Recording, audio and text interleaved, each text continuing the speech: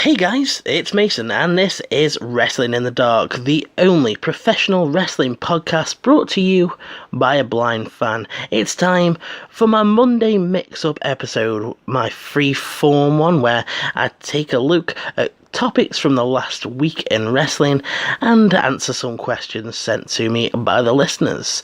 This week we've got a few things to talk about, like, are certain styles of wrestling easier to follow for someone like me?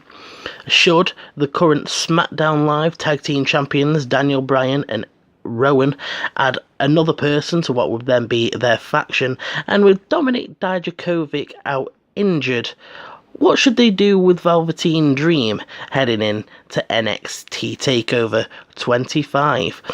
If you want to know what I think on all of these subjects and maybe a few more, stick around with me and find out what I've got to say. You know that you want to. Let's start off with something that I think that I'd really like to see. So, last week, Daniel Bryan and Eric Rowan picked up the SmackDown Live Tag Team Championships. Now, I'd like to see them add someone else, and that someone else is Sami Zayn. Because he's around at the minute. There's a lot of comparisons already being drawn between him and the new Daniel Bryan, with the gimmick that he's got at the minute with his "the fans are the worst thing about wrestling" gimmick, and just being a little self-righteous dickhead. I just think that he'd fit right in with Bryan and Rowan. It'd make them a faction rather than just a tag team, which leaves open for a three-man feud with the New Day when those two are back and working as a tag team. Sami and Bryan as a tag team would work really well. I like Bryan with Rowan too. So the three of them together would be pretty cool, with Sami and Bryan being like the technical wrestling type guys and Rowan being like the monster of the group. Like I say, it could really feud with the New Day then, and I think it would give him something to do. It keeps him away from Kevin Owens, because I don't want to see him just stuck back with Kevin Owens, and I don't know where they're going to go with him otherwise. So I think that it'd be a really, really smart move and really entertaining. He's only ever going to get those comparisons anyway of like, yeah, but it's just basically what Daniel Bryan's doing. So I think if they chose to stick those three together, you could get some really, really cool stuff out of that. Some really good promos too. Imagine Bryan and Sami playing off of each other, just trashing the crowd. I just think it'd work really, really well. It's a fairly short one, this segment, but it's been rattling around in my head for the last week, so I wanted to talk about it on here. I really don't know what they're going to do with Sami Zayn otherwise. Obviously, he could go into a feud with Finn Balor or something like that and pick up the Intercontinental Championship, but I don't think that they will do that. So before long, they're going to be looking for something to do with him, and in my opinion, putting him with Bryan and Rowan to make a three-man faction would be a very entertaining move. AEW are streaming Double or Nothing on ITV Box Office. And that seems like huge news to me. ITV have definitely been showing a interest in wrestling over the last few years, what with basically being the thing that kicked off NXT UK since WWE started that to more or less try and kill World of Sport when ITV were bringing it back. So they've been showing this interest, and now AEW is streaming on their box office app or streaming service, and I think that's just a really, really good news. It's interesting news though too, because you'd think that would then leave the door open down the line for them to maybe the TV shows when they kick in on the ITV channels, but I can't see it happening. One of the reasons that World of Sport sort of works for them is because it has that more family orientated atmosphere from what I've seen. I'm not particularly well versed on World of Sport, so because I watched a few episodes and the commentary was really, really poor. It might have improved by the time it comes back or whatever. I don't even know what's happening with it at the minute. But if Double or Nothing can do good numbers, ITV might be tempted by that. However, if they're going to have Jimmy Havoc and possibly down the line like a Moxley, if they're going to have these death matches, then ITV is not going to want to touch that, especially not before the watershed. But I suppose that it could be something that goes on a little bit later. I just find it really, really interesting what's going on now, because with last week it was announced that the TV deal is pretty much sorted now. It's all but confirmed that they're going to be on TNT, and Warner Brothers will be announcing that soon. I hope I've got it right. I think it's Warner Brothers. I put myself off a little bit there because I completely got mixed up. If it's not Warner Brothers, then I apologise. But like I said, it seems fairly certain that they're going to be going to TNT, and that's good for them on that side. But having a British distributor, not just someone like Sky One or something where you'd need to be on the cable or whatever, it'd be just amazing if they managed to get themselves on what is essentially free TV, and I just, it's one of those, isn't it, where they just keep on picking up pace. I keep waiting for these Road to Double or Nothing episodes coming out. I'm really drawn in by Jericho's work, and with each week that goes by, it just seems like they've already managed to establish a really good thing here that they really only need to build on. So yeah, let me know your thoughts on AEW on ITV Box Office. What should happen next with the Undisputed Era? Now, the breakup of the Undisputed Era storyline has been playing out over the last few weeks or months, and it all seems to have blown up in their faces this last week as Adam Cole took on Matt Riddle, and towards the end of the match, Roderick Strong came out to try and lend his services, and in the resulting melee, Adam Cole ended up losing the match, and whether or not Roddy is actually responsible for the fact that he lost, Adam Cole sees it that way, and it's going to be fairly interesting to see where they go with this.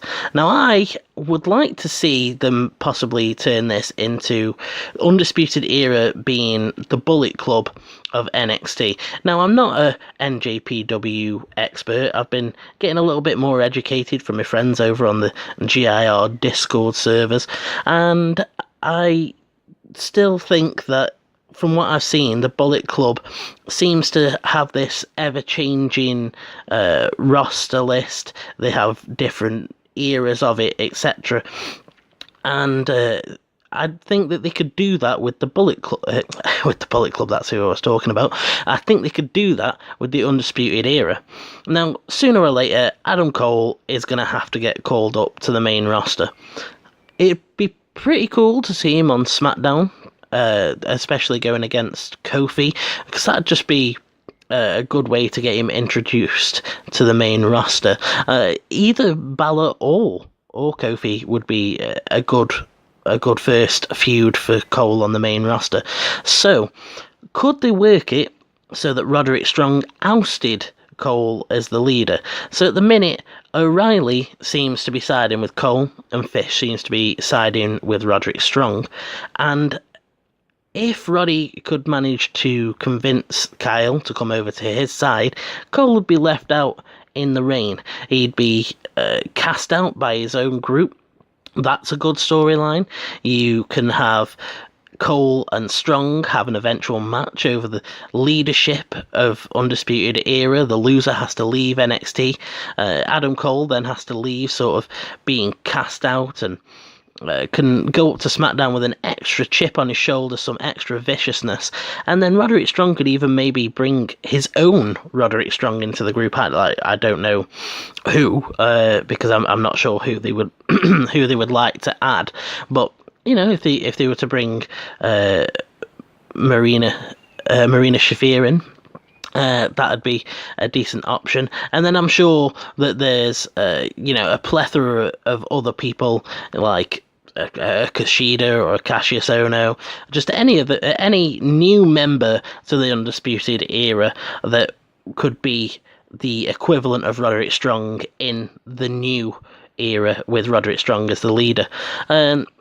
That way, it's, people can dip in and out when eventually when they want to bring up O'Reilly or Fish or both together, it'd leave Roderick Strong and the new person as their own tag team, and they'd have to bring new people in, or it could just be this revolving door of a stable where people come in and come out, and there's different phases of it, and that actually leaves the door open in the future for them to reunite on the main roster, to have different eras of the faction fighting against each other.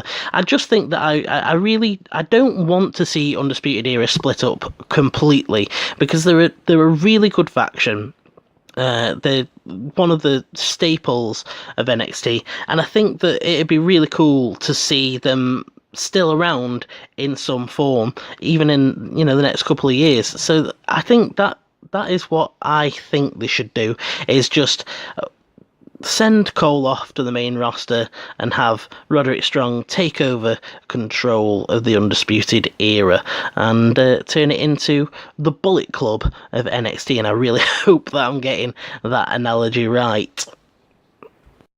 I was thinking about Jake the Snake the other day, and that got me thinking about whether in today's climate, could a wrestler with an animal work? Now, I don't really have any serious suggestions for this, so if anyone does, they should definitely let me know. But just a couple of silly little suggestions. Roman Reigns with some sort of big Rottweiler, the big dog and the big dog. I don't know. I just think he'd look kind of cool coming out with some big, tough looking dog that'd like try and scare off his opponents. The heels could try and distract him, and the dog would chase him off and stuff. I think that'd be. I don't know. I definitely think I'd instantly mark for Roman a bit more if he was just coming out with a big tough dog.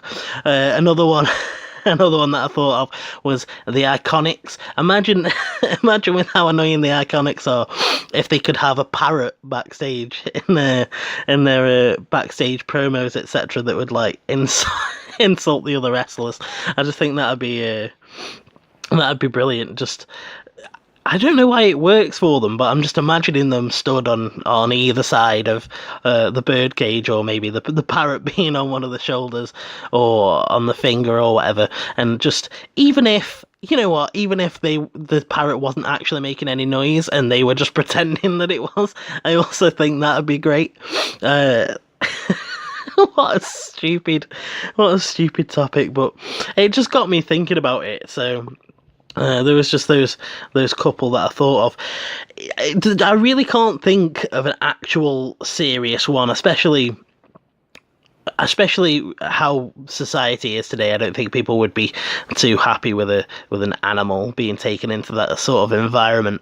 But I guess it could work for an entrance or something. And in that case, I definitely think that someone like the Velveteen Dream would probably make it work. I don't know how, but I don't know. Imagine just before he makes his entrance, he releases like a big flock of doves or something, or he just has an eagle at some point with him while he's cutting a promo, or I don't know. I could just, even though that's really weird and random, I think that the Velveteen Dream could make it work. Obviously, if you had no constrictions whatsoever, imagine Dream being brought out while there was like an elephant on the stage, or like a tiger in a cage or something like that. Obviously, I wouldn't want that one to happen, but just thinking about the spectacle that Dream could create. But I think if there's anyone that could make an animal-based wrestling entrance work, I definitely think it could be the Velveteen Dream. So, what do you prefer? A Velveteen Dream entrance, the big dog and the big dog, or the Iconics parrot? And if you have any other ideas, let me know in the comments below, because I'd love to know if anyone else could make it work. Speaking of the Velveteen Dream, his opponent, or the person he was in a feud with, Dominic Dyjakovic, has gone down with an injury. He's going to be out for 3 months. So, that presumably leaves the Velveteen Dream with nothing to do for NXT TakeOver 25. And that is just not acceptable. We can't have that. It's too good. We all want a match. We all want an NXT NA match on the next takeover. And so what could they do with the Velveteen Dream? And my answer consists of 2 words, and it's Tyler Breeze. Imagine a feud between Tyler Breeze and the Velveteen Dream. Prince Pretty versus the Velveteen Dream Experience. That'd be fantastic. Last time Breeze returned to Full Sail, he got a huge reaction. They welcomed him back with open arms. He had a fantastic match with Drew Gulak, I believe. I think that was the match that I watched. But nonetheless, he was welcomed back with open arms, and they would again. I know that he's been working Worlds Collide, etc., which I really need to start checking out. I haven't watched Worlds Collide so far because I assumed it was another tournament, and it seems like it's going to be a permanent thing. So if I can get it confirmed whether it's going to be a permanent thing or not, I might actually start watching it because it seems fairly interesting. But Breeze back in NXT would be great. Back to the Prince Pretty thing would be great.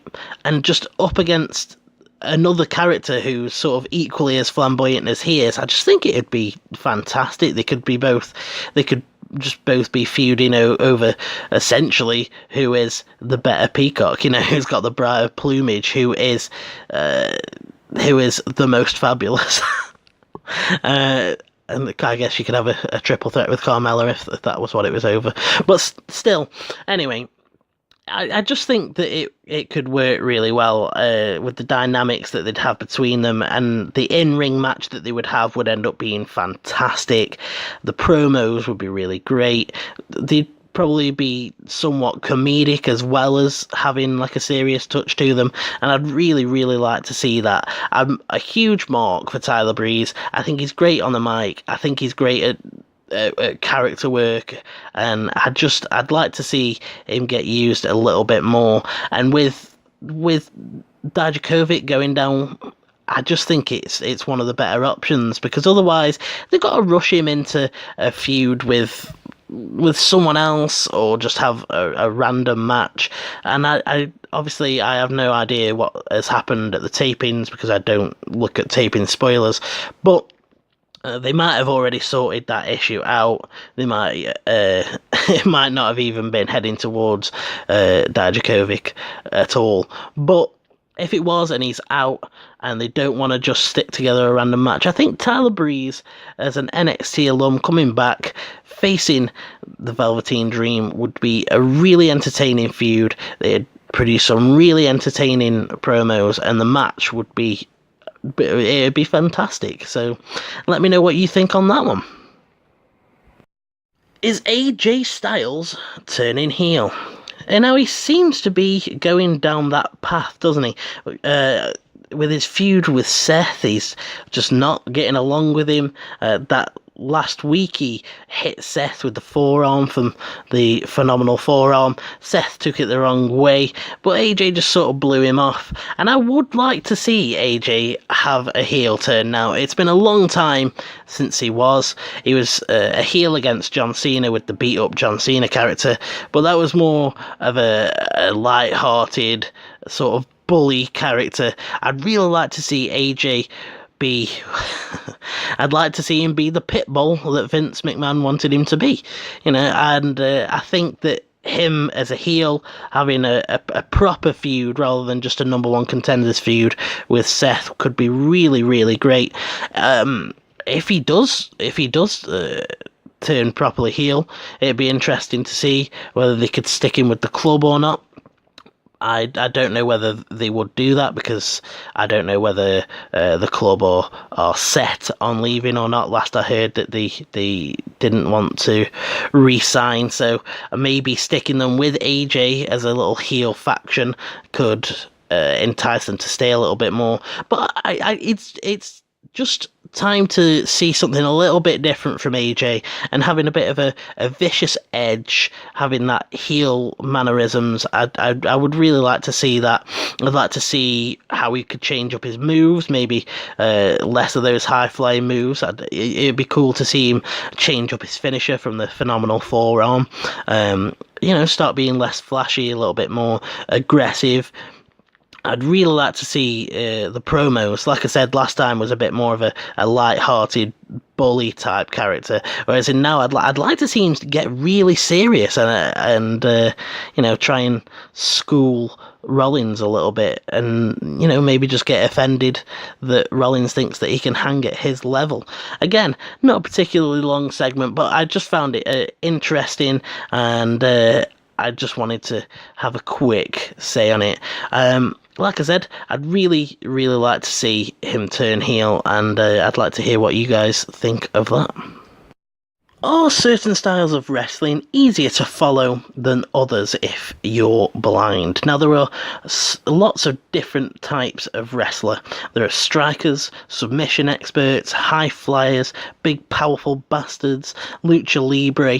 There are many, many different types of wrestling and wrestlers, and I do have to say that certain ones I do find easier to follow than others. I tend to really like strikers because they have a recognisable moveset.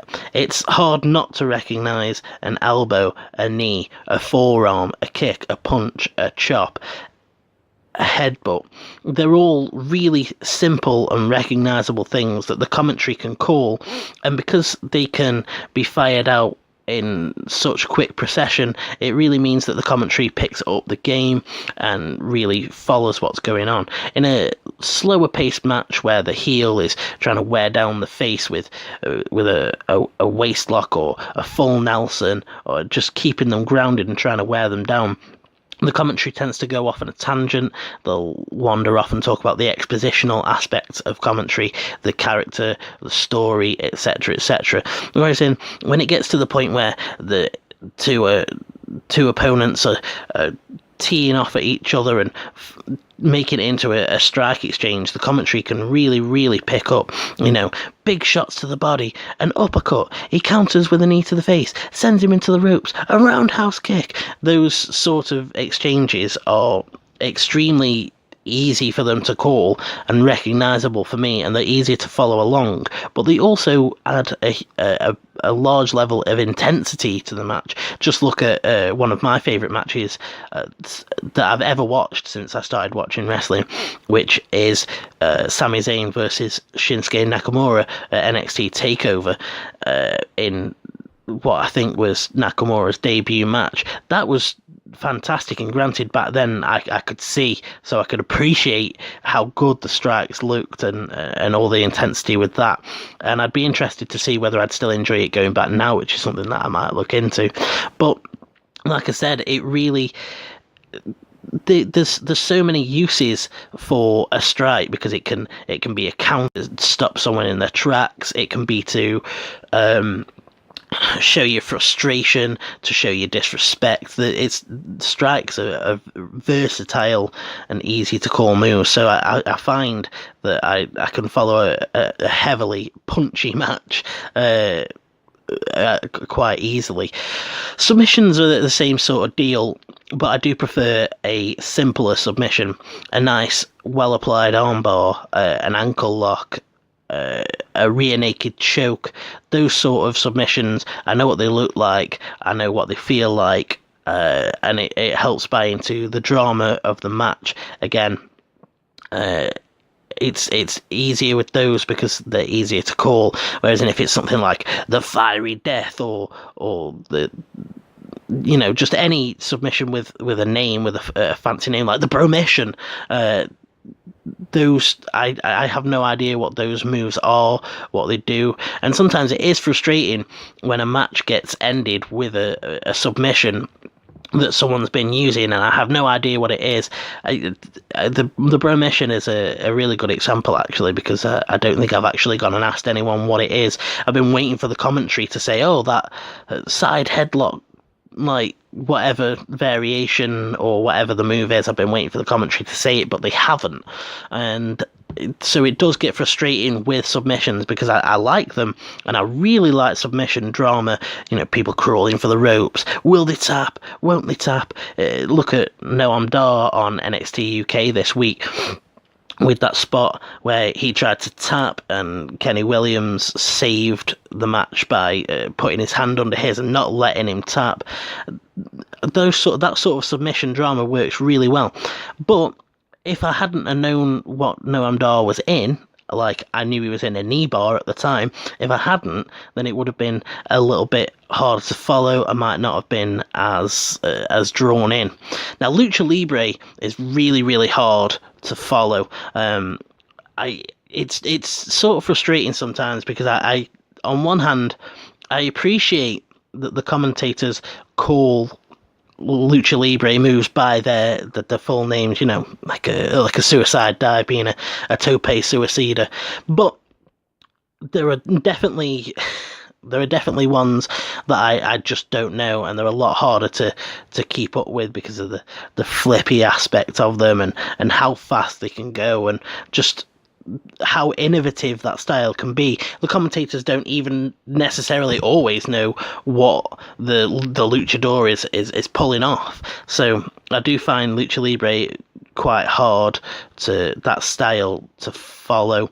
But then again, I do enjoy that style, or did back in the day. I really enjoyed like the high flyers and the and the luchadors, but I can't say that I can't remember the last time that I enjoyed a match that you would say was specifically a Lucha Libre style match. And even even someone like Ricochet, I don't think quite falls into that category, even though he's a flippy guy. Power moves, again, can be, a simple power move is fine. A power bomb, a backstabber, a sidewalk slam. Those are all, again, even though they've got names, they're recognisable, most people know what they are, and it's easy to follow a match where that's happening. Whereas in, say, for the longest time, I had no idea what the last chapter was that the Authors of Pain were doing, and the compactor from Heavy Machinery, stuff like that. It took me the longest time before I even knew what they were. So big power moves, when they've got impressive names designed to get them over, it's sometimes frustrating, and it will take me out of the match. And they also do have, especially on the main roster, a bad habit of just saying, "Oh, what power! Look what he's just done to his opponent! Oh, a big throw!" That sort of thing. So essentially what I'm saying is, even though it's counterproductive, I prefer the more technical style of wrestling, because I feel like the commentators can call it well. It usually lends itself to a faster paced match, which, again, like I said, I know it sounds counterproductive, but I actually find it easier to follow a fast-paced match than a slow-paced one, because the commentators aren't necessarily calling the action constantly in a slow-paced match, and it can get to the point where my attention wanders. And past that, I know that there are different actual wrestling styles, in terms of WWE wrestles a certain style, NJPW wrestles a certain style, but I haven't made my foray out into the indie world to an extent where I feel comfortable saying which one I prefer or is easier to follow. It's just more those variations of styles, like the strikers, etc., like I said. And like I said, to sum it all up, I guess, I find strikes, submissions, technical wrestling really easy to follow. Lucha Libre and power moves can sometimes get confusing and take me out of the match. So let me know what style of wrestling you like the most, because I'm interested to hear what other people think on this subject. And so with that, we've reached the end of the show. I love these Monday Mix-Up episodes. They're a lot of fun to do, tackling different topics. So remember, if you have a topic for any of these Monday Mix-Up episodes, drop it in the comments to any of the videos that I put out, and I'll just try to get to them next time I put one of these episodes out. If you have any thoughts on any of the subjects that I tackled in today's episode, please feel free to drop a comment down below. Let me know what you think, whether you agreed with me or not. And other than that, it's time to say goodbye. So if you've liked what you've heard here, remember to hit that like button. It goes a long way, especially towards making me feel good.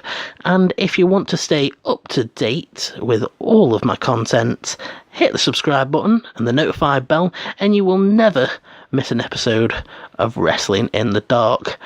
I'm off, and you should have a good one.